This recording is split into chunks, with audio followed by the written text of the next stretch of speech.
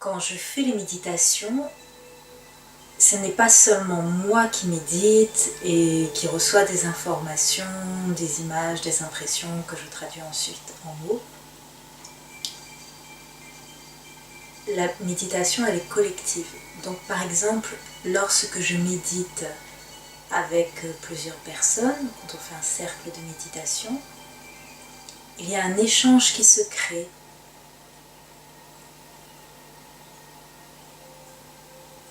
C'est la force et l'énergie de chaque personne qui imprègne, qui nourrit la méditation. En même temps, chacun reçoit ce qu'il est venu chercher. Et ce qui est intéressant, c'est que quand ce sont des méditations en vidéo, comme j'en ai fait quelques-unes, c'est la même chose. C'est-à-dire que ils me disent que ce n'est pas dans un degré moindre.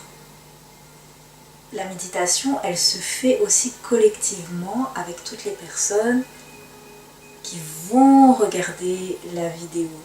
C'est comme quand j'écris un livre, en fait, c'est pareil, c'est une sorte d'écriture.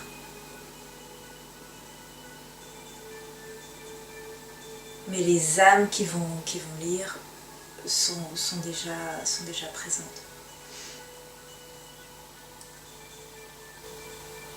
Alors, ce qui est intéressant avec cette volonté que j'ai eue de partager les méditations, c'est que du coup, je me suis retrouvée face à un besoin d'expansion créative. Alors, j'avais les méditations et j'avais envie de mettre de la musique derrière. Et là, bon ben voilà, moi je suis pas musicienne, j'ai fait un petit peu de piano quand j'étais petite, hein, mais bon, c'est bien loin tout ça. Je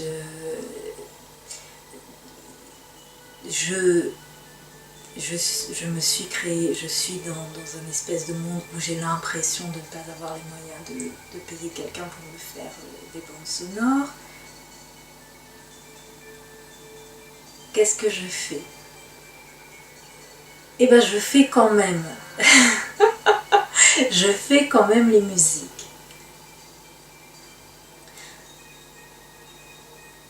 Il y a tous ces gens qui ont fait des expériences de mort imminente, par exemple, qui n'ont jamais joué de musique de toute leur vie et qui d'un coup reviennent sur la Terre, entre guillemets, ils reviennent sur la Terre, bon, ils ne sont jamais vraiment partis, leur corps physique est resté là, c'est simplement un changement de conscience.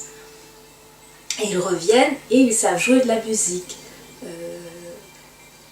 Ou les enfants qui n'ont jamais appris à jouer et qui savent jouer, voilà, il y a toutes sortes de génies musiciens actuels. J'adore cette profession de génie qu'il y a actuellement sur la Terre, que ce soit en mathématiques, en musique ou autre, c'est rafraîchissant et stimulant. Et ça montre beaucoup de choses sur la conscience et également sur le changement de niveau, parce qu'il y en a tellement maintenant sur le changement également de niveau de conscience dans lequel on est actuellement.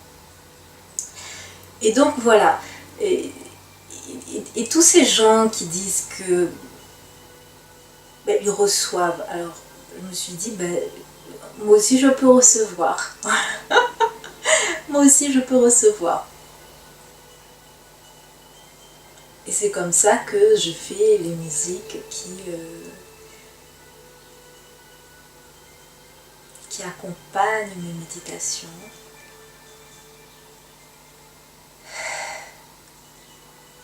Alors, il y a certaines que j'aime vraiment, vraiment, vraiment, vraiment. Et qui me font un bien fou en fait quand je les écoute. C'est magique, c'est moi qui ai créé ça. Alors forcément, si c'est un musicien, un vrai musicien, un vrai entre guillemets musicien qui écoute, il va pas trouver ça bien forcément, que ce soit dans les rythmes ou autre. mais j'applique ce que les êtres de lumière m'ont enseigné sur les arts, etc. Les arts, la danse. Ils m'ont dit, et c'est transcrit dans, je crois que c'est dans le, je suis pas sûre si c'est dans le tome 2 de Nous sommes aimés et guidés. Ils m'ont expliqué que c'était beau quand ce n'était pas académique, qu'il ne faut pas se limiter dans sa créativité, dans sa création, dans son expression, parce qu'on ne répond pas aux normes techniques, académiques qui ont été fixées à l'extérieur. Alors ça veut dire lâchez-vous. C'est un peu ce que j'ai fait avec la musique. Alors au début c'était un petit peu laborieux, hein. J'avais un petit... enfin bon, bref, je ne vais pas vous donner tous les détails, mais voilà, je suis contente de ce que je crée. Et la deuxième limite créative que ça a dû repousser pour moi, c'est les illustrations, les dessins. Alors, ça va quand c'est une photo que je modifie un petit traitement d'image et tout. Bon, enfin ça va. Je vous dis ça, c'est pas moi toute seule en fait. À chaque fois je dis mais moi toute seule j'en serais incapable, j'y serais pas arrivée parce que j'aurais pas eu cette idée-là, je serais pas allée de ce côté-là. C'est vraiment une question d'être connecté et de savoir que quoi que vous vouliez faire, les êtres de lumière, ils sont là, et d'autres parties de votre être aussi, hein, qui sont beaucoup, parce que vous êtes plus vaste que ce que vous pensez, peuvent aussi recevoir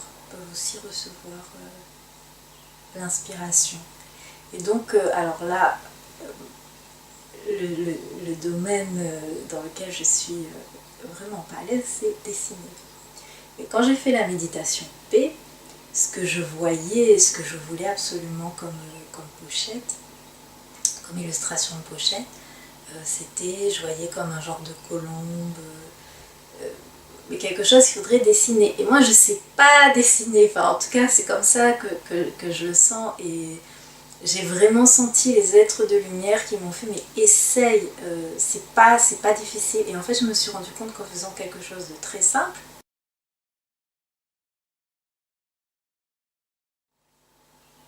voilà, en faisant des choses très simples, ça faisait quelque chose de joli dont j'étais contente et qui correspondait à ce que je voulais. Mais vraiment, c'est une question de confiance en fait. Donc quand je suis dans mes non, moi j'y arrive pas, je ne sais pas, je suis pas capable, effectivement on bloque le flux créatif. Et je peux parce que j'ai l'appui des êtres de lumière, parce que j'ai ce flux créatif qui est là, qui existe,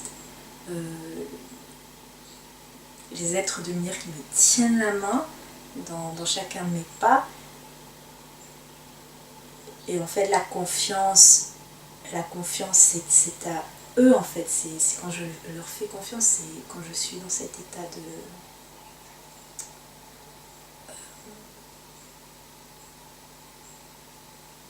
d'écoute intérieure, voilà, d'écoute intérieure. Et du coup après je suis contente, j'aime ce que j'ai fait, j'aime mes créations, je suis fière de moi, et voilà.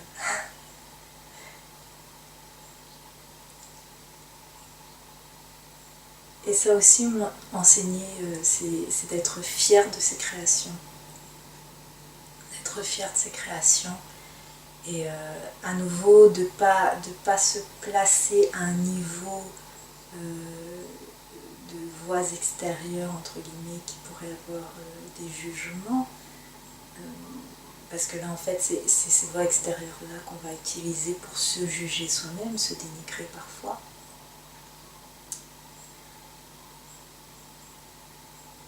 Ok, alors ce n'est pas objectif. Mais l'objectivité, objectif de quel point de vue? objectif de quel point de vue? Vous pouvez prendre un Picasso, regarder, dire bah ouais, c'est tout de travers, objectivement c'est pas beau, parce que c'est pas bien dessiné, voilà, donc après ben voilà, il y a un autre regard, un autre point de vue qui va apprécier le talent artistique. Mais si on se lâche pas, si on fait pas ce dont on a envie, si on s'exprime pas,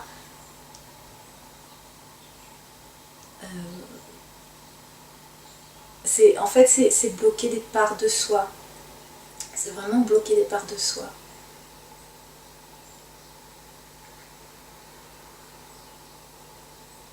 Et à chaque fois que...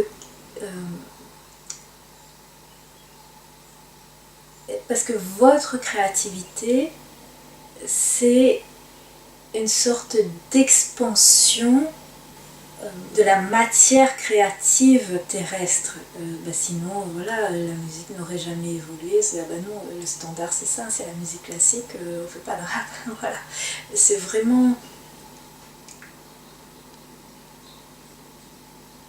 c'est un enrichissement. Et en fait, la question qui est importante, c'est ce qu'on ressent en fait. C'est cette capacité à dire je suis content, je suis contente de moi. D'abandonner tout jugement, d'arriver à trouver l'amour de ce que l'on a fait. Et je comprends aussi pourquoi je reçois cet enseignement, parce que j'entends des échos de choses que j'ai dit quand je suis pas contente, je suis pas satisfaite de ce que j'ai fait. Mais ce qui est intéressant, c'est quand on est dans l'insatisfaction, étant donné que c'est ce qu'on ressent qui va créer, c'est qu'en fait ça va se reproduire, et quoi qu'on fasse, la seule chose qu'on va créer, c'est l'insatisfaction. Et le but, c'est de créer l'amour. Donc, par exemple, voilà, quand j'ai fait certaines méditations, je suis pas des méditations que j'ai partagées en MP3 ou que j'ai mis sur YouTube. Oui, mais alors, le son n'est pas assez bien, le son n'est pas assez bien. Mais ça finit jamais. Voilà, c'est jamais assez bien. Et du coup, je recrée quelque chose d'autre, et pour une raison X ou Y, il y a encore quelque chose d'autre qui va faire que c'est pas assez bien. Et en fait, je ne fais que répéter cette création. Et alors, comment sortir de ça? Justement, là, je parle de création, d'expression personnelle, d'art, etc. Mais si vous réfléchissez bien, c'est des choses qu'on peut appliquer au domaine de la vie. Et comment je sors de ça? En ayant de l'amour pour ce que je fais, de la fierté, de la satisfaction, en constatant les progrès par exemple.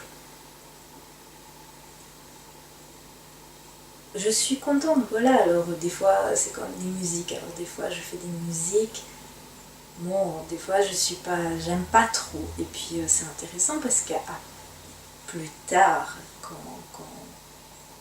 quand je veux utiliser une de ces musiques pour mettre sur la méditation, mais en même temps quand je reçois la musique, je demande à ce que ce soit pour la méditation, donc en fait je ne crée pas de façon linéaire, c'est-à-dire que dans ma tête, dans mon intention plutôt, les deux correspondent déjà. Même si par exemple je n'ai pas encore créé la méditation à laquelle va correspondre la musique. Mais des fois, si vous écoutez bien, il y a vraiment comme... je sais pas, peut-être que je suis la seule à entendre ça, mais il y a vraiment comme un lien entre la méditation et la musique. Et voilà, c'est comme quand je médite dans la nature, il y a un lien entre le chant des oiseaux et la méditation. Il y a vraiment cette unité qui se fait et qui est déjà là et qui est unique, qui est magique, comme dans une méditation du sourire qui est sur YouTube. Si vous, je ne sais pas si vous avez déjà remarqué ça, mais si vous écoutez à la fin, quand il y a ce rire, il y a tous les oiseaux qui se mettent à rire, et quand je suis dans l'état de méditation, mais je sens les oiseaux qui rient, je sens les arbres qui rient, je sens tout l'univers qui rit, toutes ces vibrations-là qui sont autour. Je ne sais pas si ce que je suis en train de dire est intéressant.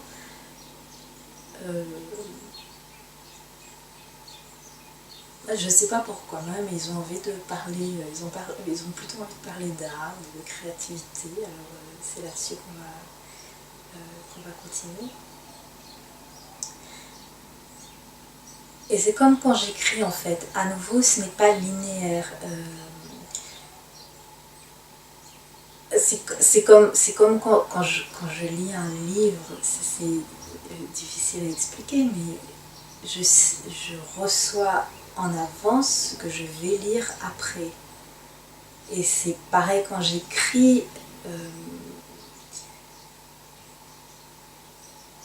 Comment expliquer?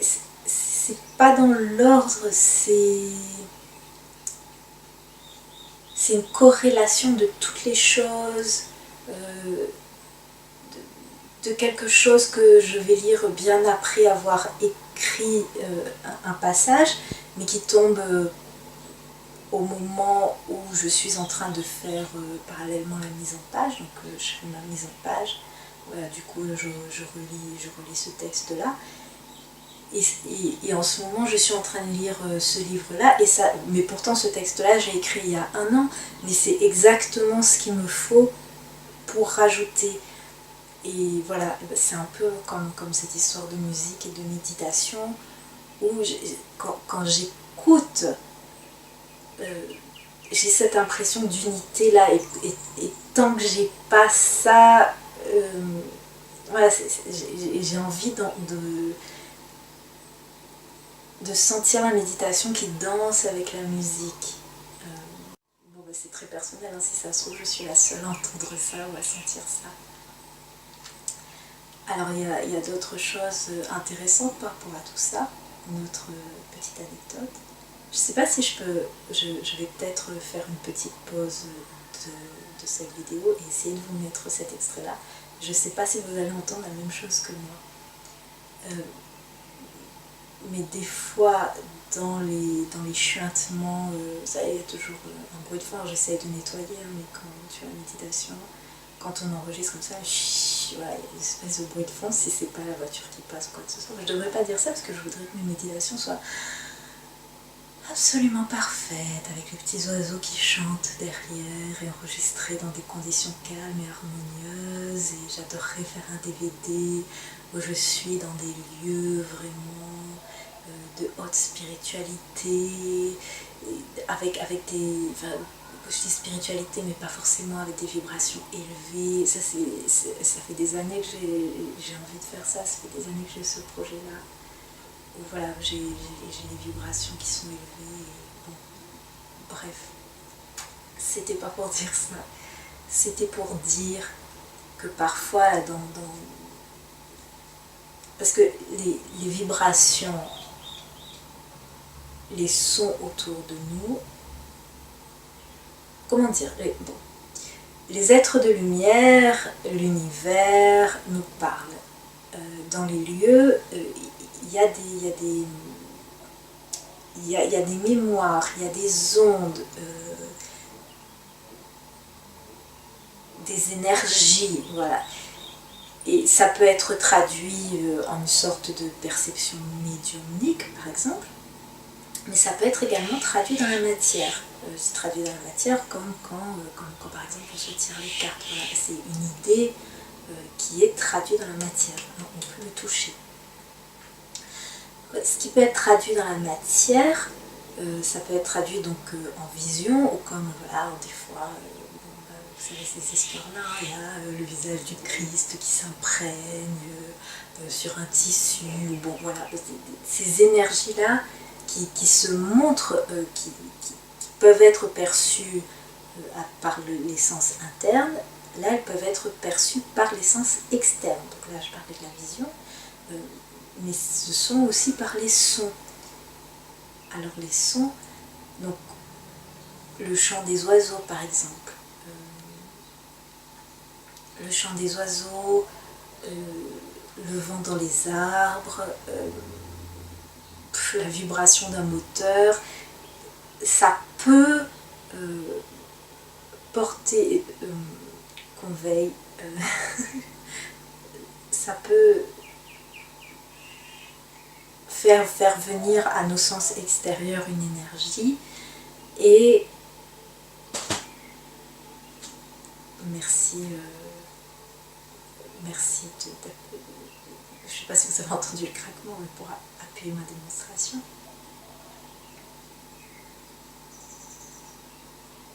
Ça peut donc porter une énergie. Donc par exemple,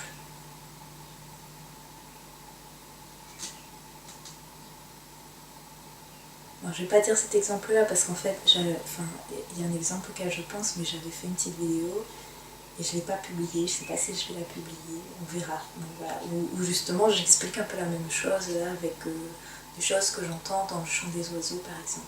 Mais genre, je peux l'entendre dans toutes sortes de choses. Ça peut être un reflet de mes propres vibrations. On me montre ce qui est dans mon... quelque part mon champ énergétique, donc des fois même c'est des choses qui sont pas agréables, mais c'est pour montrer que voilà, c'est ça que je vibre en fait, c'est cette chose là que je vibre. Je sais pas, par exemple une pensée me manque, donc ça va, il y a quelque chose qui va, il y a un mot comme ça qui va me rappeler ça, qui va revenir, me dire voilà, c'est ça qui vibre. Mais il y a des choses particulières qui vibrent dans des lieux, donc des noms, des choses comme ça. Et donc tout ça pour raconter que parfois dans les chuintements comme ça des trucs, des bruits de fond des méditations, j'entends des choses. Alors je vais vous le mettre et je ne sais pas si vous allez entendre la même chose que moi. Je vous le mets.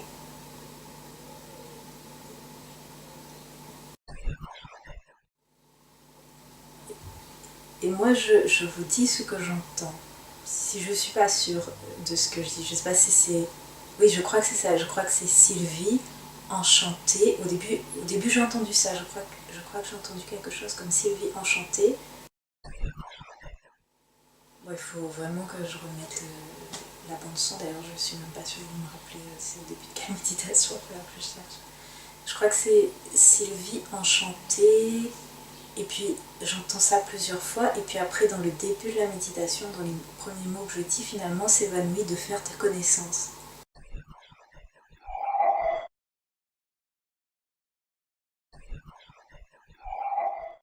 Ça j'ai adoré parce que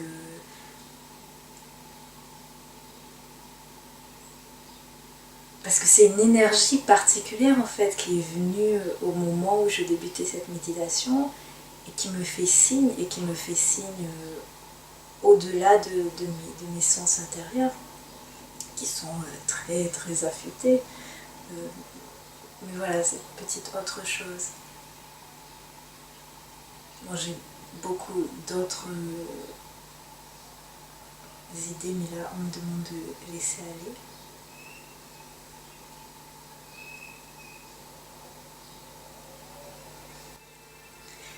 J'ai l'impression que je fais cette vidéo pour des personnes qui vont comme par hasard choisir de la regarder, qui ont besoin de se lancer dans un projet particulier, dans une création particulière, et de ne pas douter. Déjà,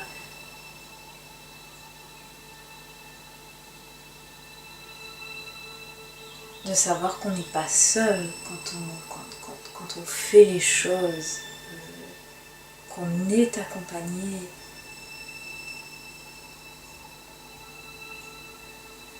Parce que j'ai vraiment ça.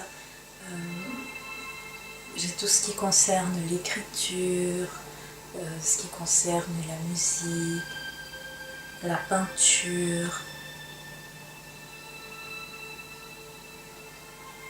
Et il est temps de s'exprimer, de ne pas s'auto-juger et de vraiment oser partager ce qui nous vient. Et de vraiment oser sortir ce qu'on a fait, qui est une expression de soi.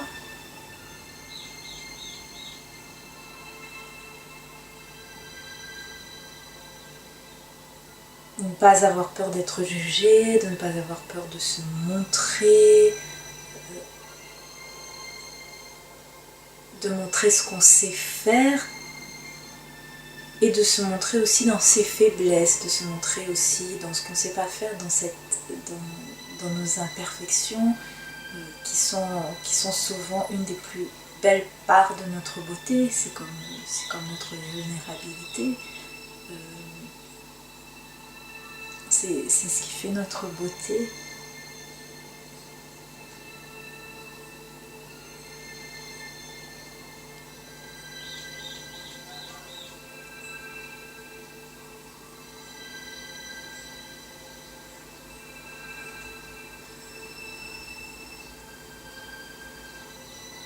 Alors des fois on n'est pas prêt, ou des fois on veut aller trop vite et les êtres de lumière ils freinent un petit peu. Ça arrive. C'est comme avec le processus de création de livres. Bon, il y a des moments où j'écris et puis il y a un moment où il faut laisser reposer en fait, laisser reposer et revenir et relire plus tard. Et c'est pour ça que le tome 1 de Nous sommes aimés l'idée, il m'a pris 6 ans. 6 ans parce que ce sont principalement des méditations et que il faut le temps à la conscience de recevoir. Et toute chose prend place. Il y a quelque chose que j'aime bien dire pour faire rigoler les gens, dire de toute façon, c'est déjà achevé, puisqu'il n'y a pas vraiment de temps. Alors des fois, quand je suis... c'est déjà fini, donc des fois on peut essayer de se connecter au produit entre guillemets qui est déjà fini et pour en recevoir un feedback.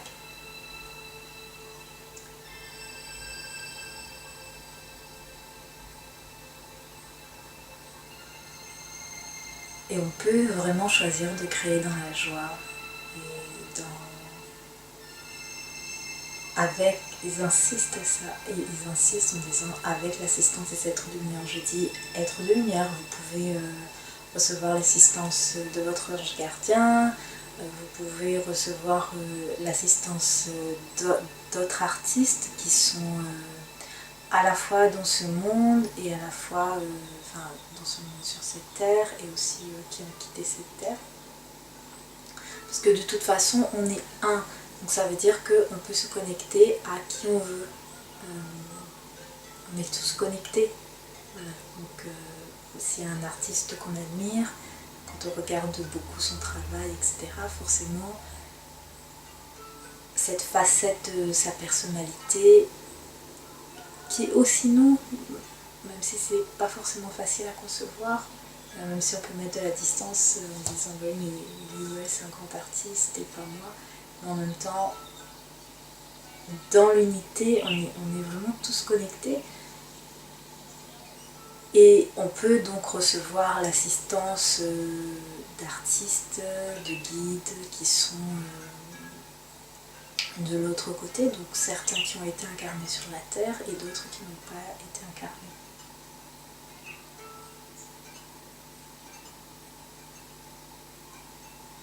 Et ils ont toujours plein d'aspirations vraiment disponibles pour nous.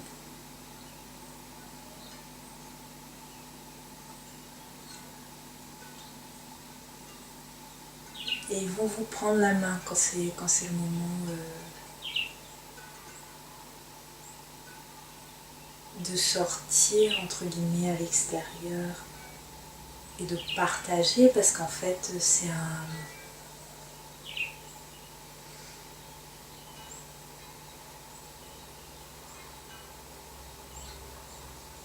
En fait, le partage, c'est un cadeau que vous faites aux autres et c'est un cadeau que vous faites à vous-même. De partager, que ce soit d'une manière...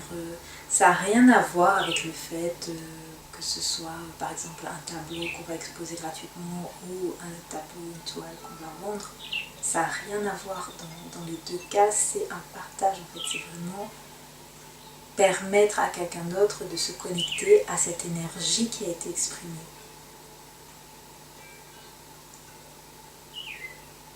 Et c'est chouette quand ce sont des énergies de lumière en fait, qui sont partagées à travers ça.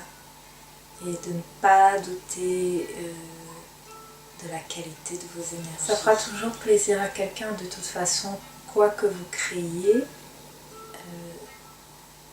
Il existe déjà à l'extérieur les personnes qui sont prêtes à recevoir. Moi j'aime partager ce que les êtres de lumière ont envie de partager. Des fois ça ne correspond pas tout à fait à ce que moi j'ai envie de partager. Donc par exemple, en faisant cette vidéo, c'est pas trop ce dont j'avais envie de parler. Moi j'avais envie de parler... Même ça ils veulent pas que je le dise. Je sais de quoi j'avais envie de parler. J'avais envie de partager un certain nombre de choses. Mais ce n'est pas moi qui décide parce que ils ont une vision qui est beaucoup plus large, vraiment supérieure à celle que mon petit moi peut avoir.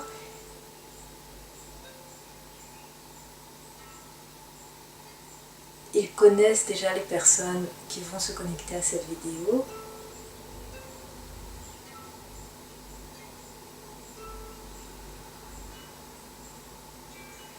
C'est comme un temps réel en fait, c'est comme moi là je suis en train de vous parler, je suis en train de faire cette vidéo. Mais dans le même temps, c'est comme si je les vois, c'est comme si je les vois donner l'impulsion à certaines personnes de regarder la vidéo. Donc en même temps je parle et en même temps ils me donnent ce qu'ils veulent que ces personnes entendent. Donc là c'est mais lance-toi.